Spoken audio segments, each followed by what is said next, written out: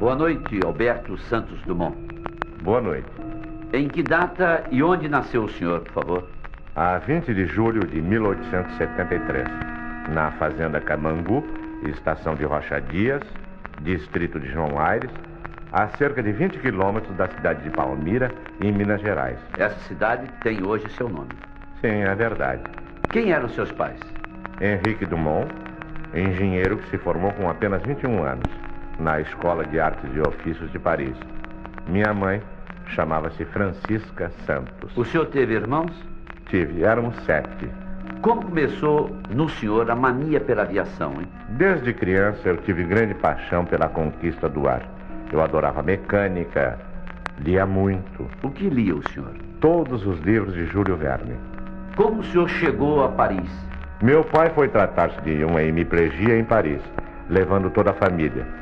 Como achou que lá eu tinha mais condições de estudar, deixou-me. Eu tinha 18 anos. Quando o senhor subiu aos céus pela primeira vez, Santos Dumont? A 4 de julho de 1898, com o único dos meus balões que teve um nome: Brasil. O senhor sofreu muitos acidentes, Santos Dumont? Muitos. Caí em árvores, até fui salvo por crianças em Bagatelle, pedindo-lhes que puxassem o cabo do meu balão com força.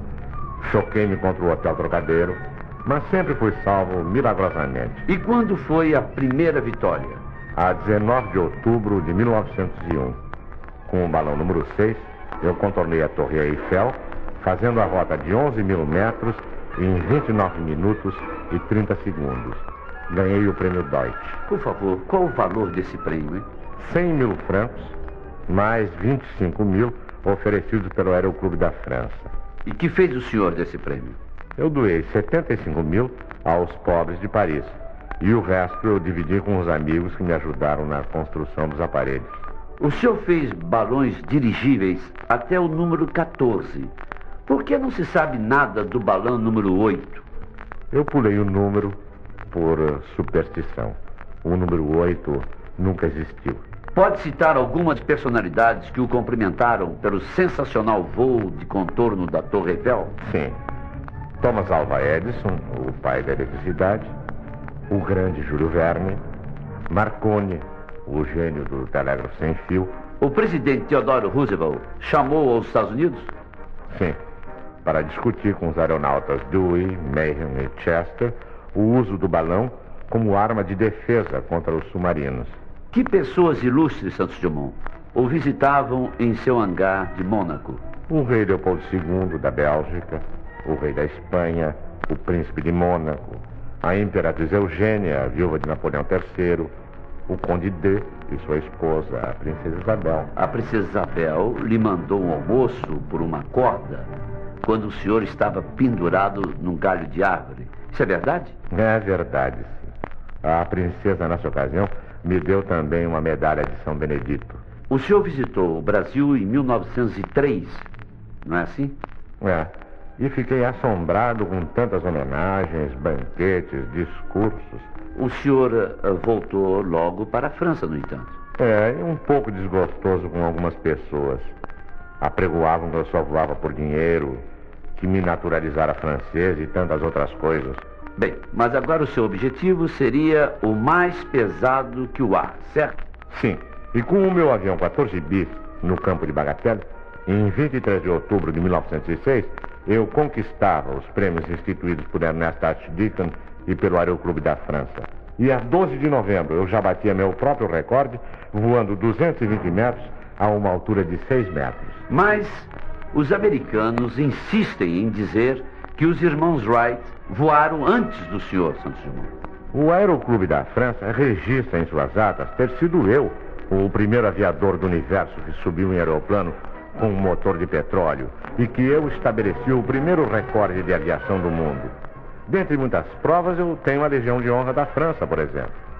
Os irmãos Wright ou planavam ou tinham seus aparelhos sem rodas lançados em trilhos por catapultas.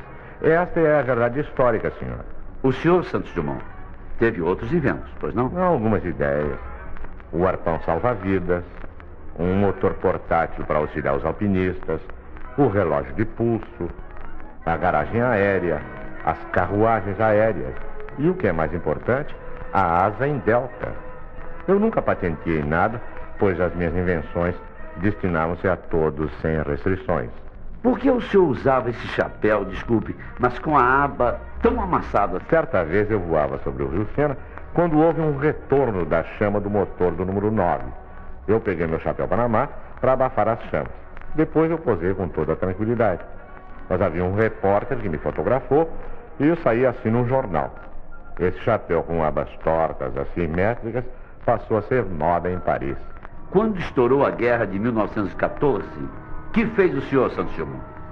Vendo os meus amigos morrendo nas trincheiras e nos céus, eu alistei-me, indo servir como chofer.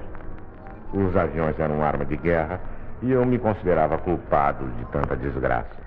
A casa que o senhor construiu na cidade de Petrópolis, em 1918, tem meios degraus que obrigam a pessoa a subir sempre com o pé direito. Por que isso? Superstição. Que livro o senhor escreveu na casa de Petrópolis? O que eu vi, o que nós veremos. No ano de 1932, onde estava o senhor? Em São Paulo. Havia uma revolução e no Guarujá eu tapava os ouvidos para não ouvir o ronco dos aviões. O senhor morreu nesse ano, pois não? Sim. Num quarto de hotel em Guarujá, na manhã de sol de 23 de julho de 1932. Deixou fortuna? Eu gastei enormes somas com os meus inventos. Se assim não fosse, eu teria deixado uma fabulosa herança para os meus herdeiros indiretos, já que eu não fui casado e nem tive filhos. Onde está seu corpo, Santos Dumont? No cemitério de São João Batista, no Rio. O meu coração está na Academia da Força Aérea, em Pirassununga, no estado de São Paulo. Dentre as inúmeras homenagens póstumas que lhe foram prestadas, houve uma de grande significação. Sim, houve. O general Góes Monteiro dirigiu uma proclamação ao povo, ordenando que os aviões deixassem de bombardear as posições militares inimigas. Pela minha morte, fazia-se uma trégua na luta que se travava entre irmãos brasileiros. Muito obrigado, Alberto Santos Dumont, pai da aviação.